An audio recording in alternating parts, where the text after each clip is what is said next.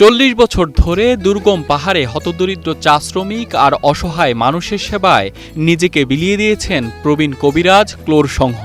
নিয়তির কি নির্মম পরিহাস, 90 বছর বয়সী এই মানবিক মানুষটি আজ নিজেই গভীর চিকিৎসা সংকটে হাবুডুবু খাচ্ছেন। ব্রেন স্ট্রোকের ধকলে কাবু হয়ে শয্যাশায়ী, অর্থ সংকটে হিমশিম দশা, পাচ্ছেন না যথাযথ চিকিৎসা সেবা। এখন আমি চিকিৎসা করতে পারি না, আগে চিকিৎসক ছিলাম কিন্তু এখন নাই।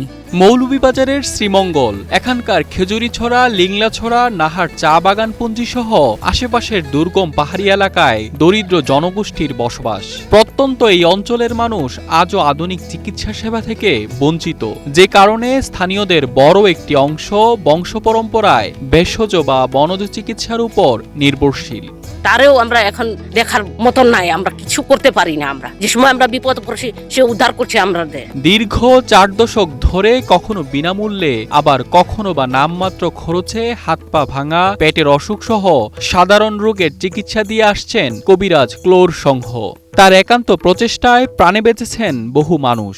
ভালো হয়, অনেক অনেক জায়গা থেকে আয় তো তার কাছে। প্রবীণ কবিরাজ ক্লোর সংহের পরিবারে স্ত্রী আর 6 ছেলে মেয়ে। তার 7 ভাইয়ের পেশা পান বিক্রি, কিন্তু ক্লোর সংহ বেছে নিয়েছেন মানব সেবার মহান ব্রত। যে হাত পাও ভাঙ্গা টাঙ্গা এগুলা নিয়ে ভালো করতে পারে, মানে সেটা আমি তাই দেখি আর কি, আমার যা দেখা সেটাই আমি বলতেছি। বর্তমানে ব্রেন স্ট্রোকে আক্রান্ত কবিরাজ ক্লোর সংহ আর আগের মতো রোগী দেখতে পারেন না, তবে হাল ধরেছেন তার স্ত্রী সুবর্ণা।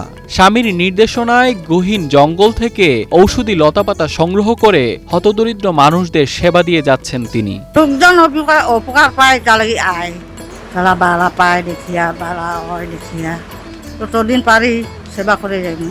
যদিও বয়সের ভারে, নুজ্জ আর রোগে শোকে ক্লান্ত, তবু উদ্দীপনার কমতি নেই। বয়সের অন্তিম পর্যায়ে এসেও মানব সেবায় অবিচল থাকতে চান কবিরাজ ক্লোর সংহ।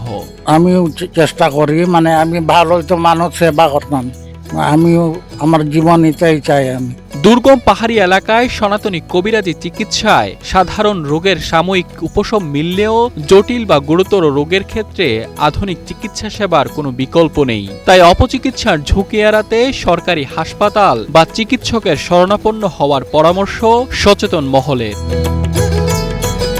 Mainuddin Shamsuzzaman, one digital desk.